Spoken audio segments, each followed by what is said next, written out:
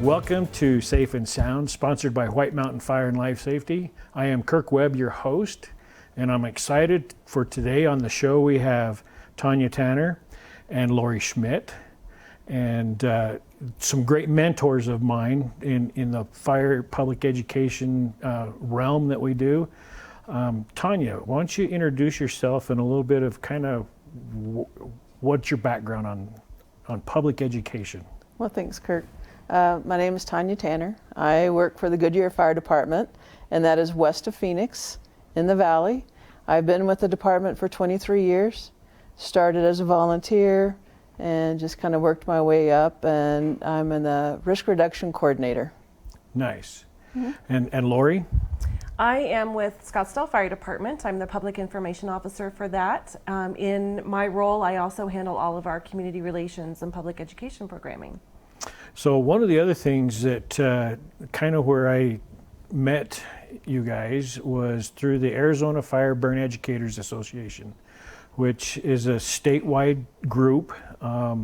What's some of the history behind in fact, we give it the acronym of AFBIA, but what's some of that history, Tanja? Right. Well, with AFBIA, Arizona Fire and Burn Educators Group, it started back in 1986.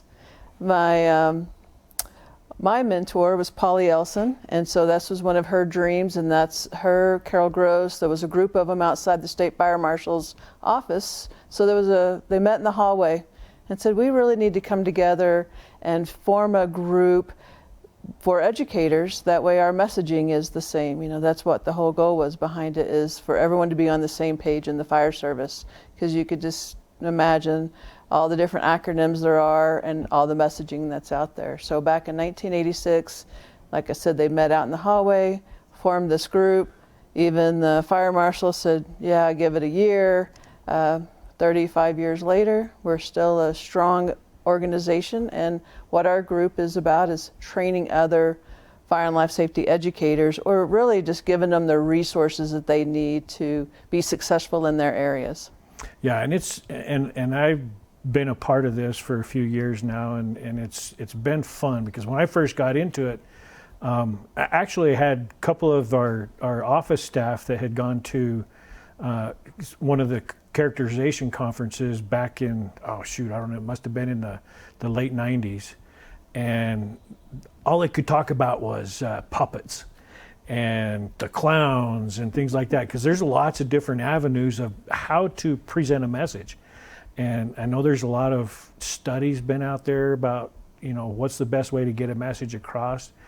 And, it's interesting. In fact, I don't know how many people actually know this, but I do have an alter ego, or a character that Polly Elson was actually instrumental in helping create my character as Mrs. Dousefire. And it's interesting watching. I don't know if you've had the same kind of experience of teaching just as yourself, and then, because I think you have a character as well, don't you? I do have a character.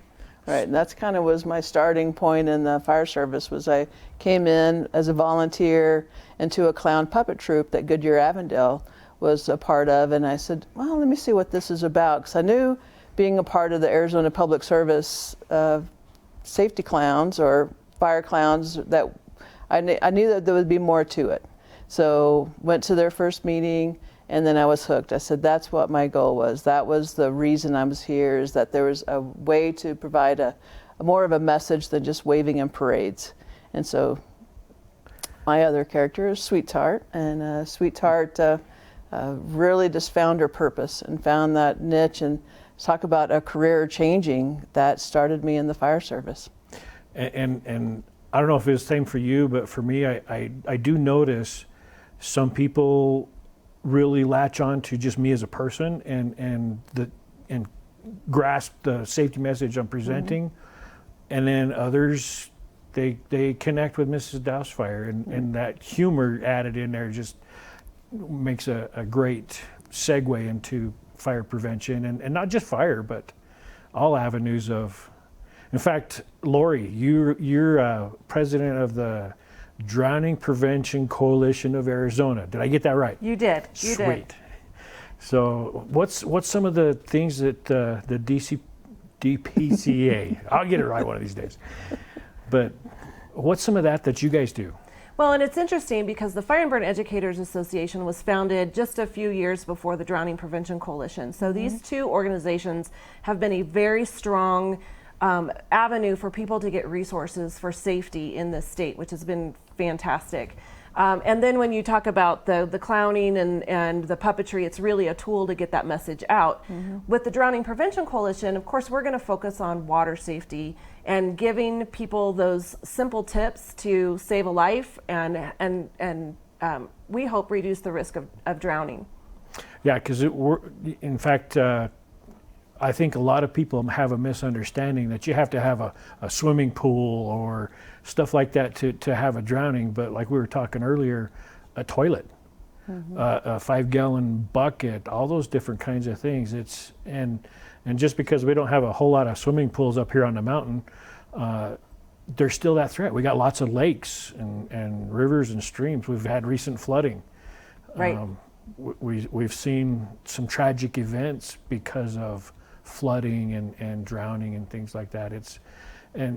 So using all of these tools, what do you find is kind of the best way to get message? What are some of the important messages that we try to, you talked about consistency.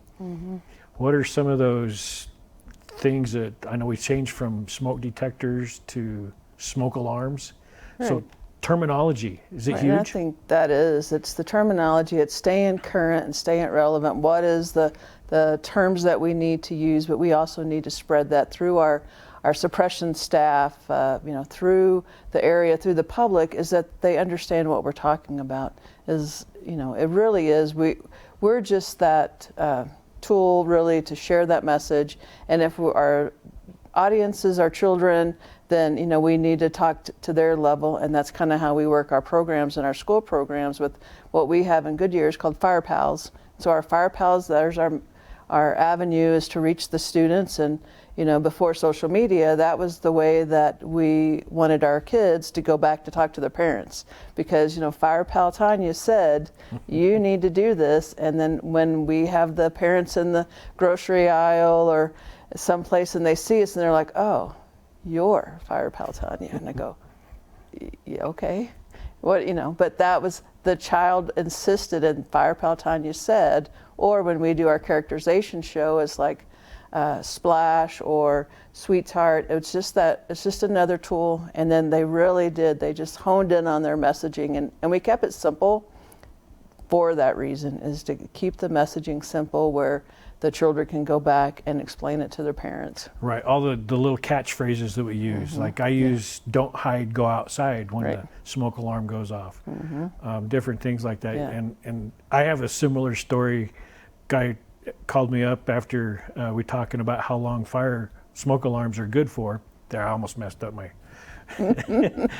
but and they're only good for 10 years, and the daughter went home and says, Dad, made him take all the smoke alarms down, look at the date. They were all out of date. They would not let them go to sleep until they replaced them. And so when I hear that stuff, it's like, yes. That's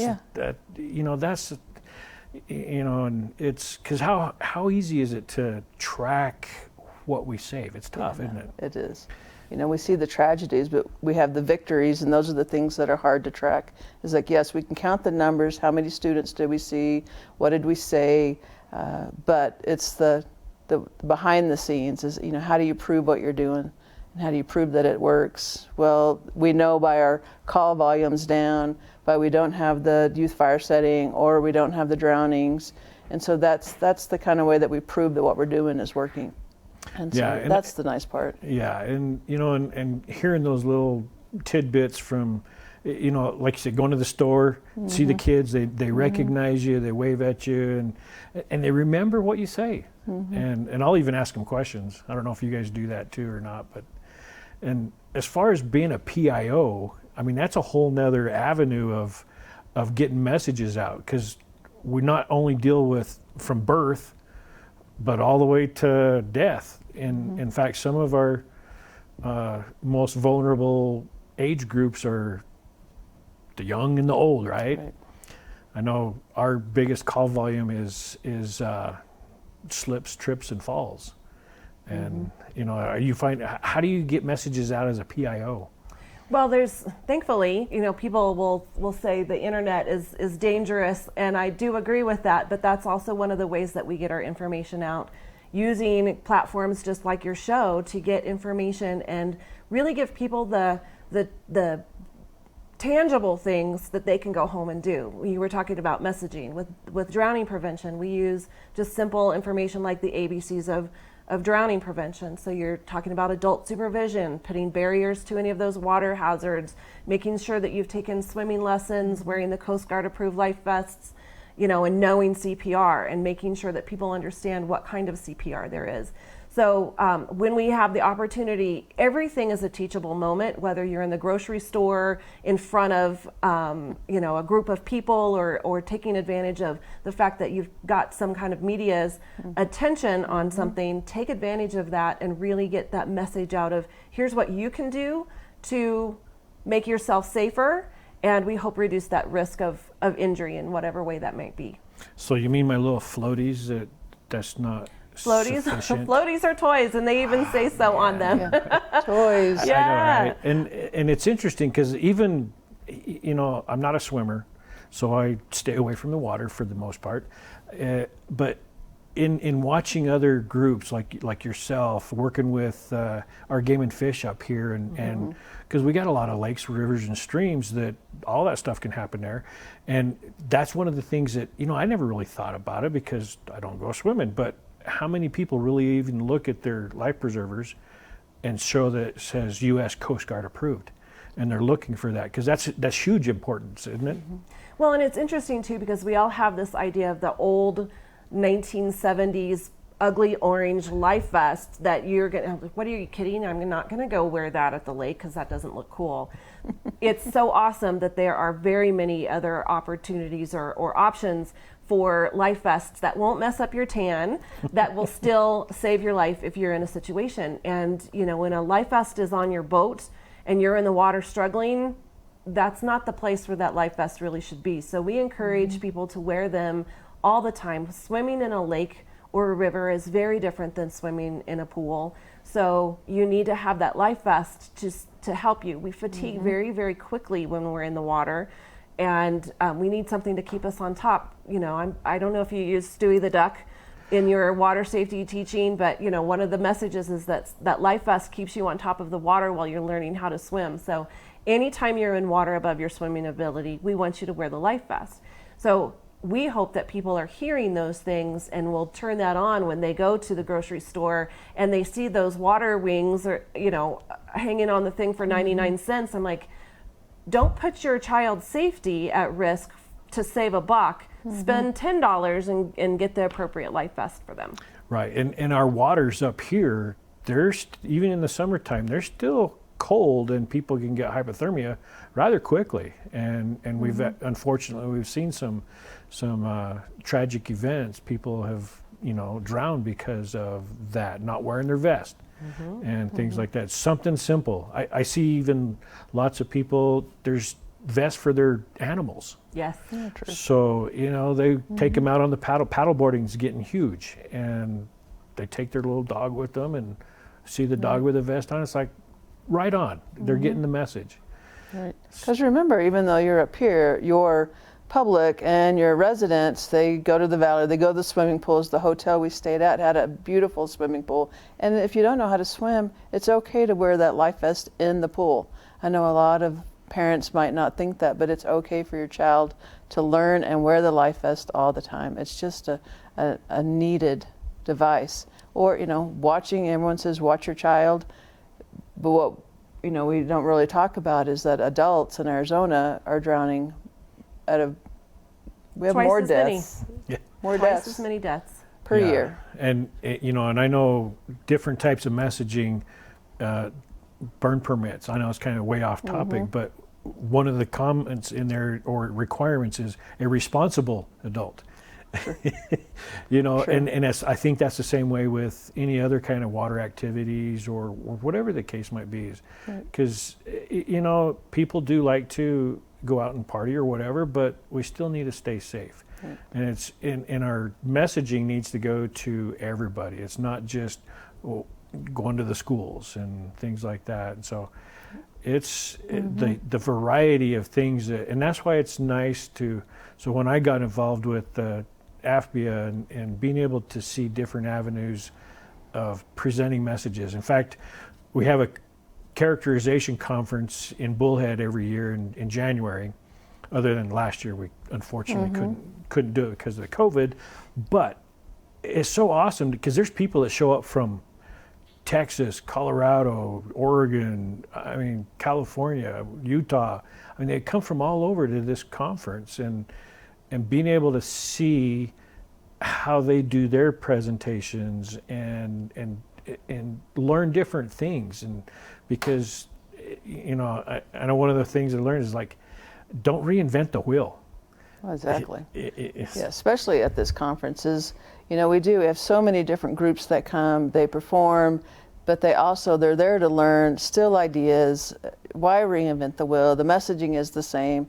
Create different skits. And some people, you know, during that whole scary clown time, it's like, well, you don't have to be the clown, but you can use the characters as Mrs. Doubtfire is. Just find a way. It's just another tool in the toolbox. People say, oh, I don't really do that. No way, I'm going to have a puppet, or I'm going to be a character. But then it's still a conference that you can go to and learn the right messaging, how you can make your presentation interesting and not be the talking head in front of a classroom. You know, just getting the ideas. I think we've had to cancel the conference, I believe, twice since I've been part of Arizona Fire and Burn Educators. One, we had a very low enrollment, and then this one with COVID, it was just the right thing to do. We're back on track. We should be back on board in January. It's just a fun conference. It's not a fancy conference by any means. It's across the river in Bullhead City. We stay in Laughlin because of the pricing of the hotels reasonable. So it's a very affordable training. You watch the firefighters kind of create their skill set, and some are musicians, some just behind the scenes, their music talent, but also, you know, how you get the sound out. You know, that's another talent in itself, you know, being here and the equipment. It's just a fun conference to go to. And it's nice to know that most of these groups started with very little budgets. Right. And some of them have big budgets, but most of them are, we're just struggling. We don't have lots of money to work with. And so it's really cool to work together and at any point you could probably get with any of those groups and integrate very well. In fact, that's one of the things I thought was kind of cool. That first day you mix everybody up, you choose a number and you go sit with that group, and now by the end of the conference you're creating a skit. Right. And whether you're using yourself, a puppet, or, you know, I even had the experience of getting a couple of the brand new guys, because they're easier to be voluntold. And one of them played a puppet, and the other one was reading the story, and so it worked very well, and they did a great job. And you know, and I never would have thought of really using puppets until going to this conference and things like that. So it is. It's a fun time, but it's also a teachable time, and talk about just going there and being able to learn a different tool. It really is another tool in the toolbox for them to be able to come back out and to share. You know, we've had some professional members show up and help with our teaching skills, hone in on our skills, professional clowns that, you know, performed in the circus, and then for them to be able to come and give their critiques. But, you know, everyone's just human and just such a fun group. But when you see the purpose behind it, it's whatever it takes to reach that child in the audience to save a life. I mean, that's all it is did they do the right thing? Did they stay away from the fire? Did they buckle up that time they got into the car? I mean, the messaging just goes on and on and on. It's not just, as you said, about fire safety. It's so many different things, from, you know, locking the door at night, but buckling up, or, you know, shutting the door when you go to sleep, you know, close the door before you do, you know, the doze. There's so many different things that is possible to teach during that session. And it comes down to community risk reduction, right? So you start with what are the risks in your community and then build your programs from there. There are a lot of things that we know across the state and across the country are universal. We still have to talk about water safety, even though in this area you don't have a lot of pools. There's still water hazards everywhere. We have to talk about fire safety, wearing helmets when you're, biking, but also even when you're sledding. A lot of people from the Phoenix area go up to the mountains, and then who's in the emergency rooms there. So we have all of that, but it's like getting down to the what are the risks and making sure that we're telling the story so that people understand it and will practice what we're teaching. Right, and it's nice because we come from completely different elevations and fuel types, dealing with wildfires, but yet we're not just seclusive. We don't have we don't go to the valley. You guys come up here, so and it's nice seeing that consistent message. And it may be a little different to the area and the kids or adults even that we go talk to. You don't have to deal a whole lot with ice where we do. But hopefully those messages are getting, and we're still trying all different kinds of avenues of how can we get it across statewide. And it's a tough avenue with getting that. But that's where social media has been, very helpful in being able to share that message across the board. And so we also have, I was going to ask you to get to this conference, is it limited to just fire personnel or things like that, or is it anybody can apply for that, right? Anyone can go to the conference. It's fire, any public safety, from teachers, if they're wanting to hone in on their teaching style, but it's open to anyone. It's not just a closed door fire department only, any public safety, but that's usually what we address to, but we've had a lot of other agencies. Yeah, we've seen some school teachers there, things like that. Our EMS staff, just a whole different group. Sheriff's departments, Yeah, so it's just a fun time to. I know the group that I work with here locally for our October fire prevention, we include the Forest Service, the Rangers, trying to get the police departments and auxiliary patrols, things like that, and Game and Fish, all, because we all share the same similar kind of. In fact, one of the I always base, and I think you guys as well too, for our October messaging off of the National Fire Protection Association theme for the year. Right. And I really, you're actually very involved with the NFPA. Right, so I've been afforded the pleasure of being the Arizona State representative of NFPA's Public Education Network. So once a year, usually we get to, they send us to wherever the conference is at, and we work with all 50 representatives and also with Canada, and it's just been really awesome to be able to see that. And then their theme is always based in the National Fire Prevention Week, but we kind of use that for the whole year. And this one is the Sound of Safety, is learn the sound of safety. And so that one's really opens up the door to all types of sounds, which your smoke alarms, your CO alarms, there's just multiple type of sounding alarms, and everyone's alarms are kind of different. So how about we work with those? And that's the nice part, is you'll be seeing that. Last year it was cooking safety, and that was timely as we were more in the home and with that doing a lot more in-house cooking. Right. So I don't know if your call volume went up a little bit, but I know ours did. Unattended cooking is still kind of one of those high calls versus the falls. So yeah, it is interesting. And so not only we use the NFPA, the National Fire Protection Association, AFBA, Arizona Fire Burn Educators, the Drowning Prevention Coalition of Arizona.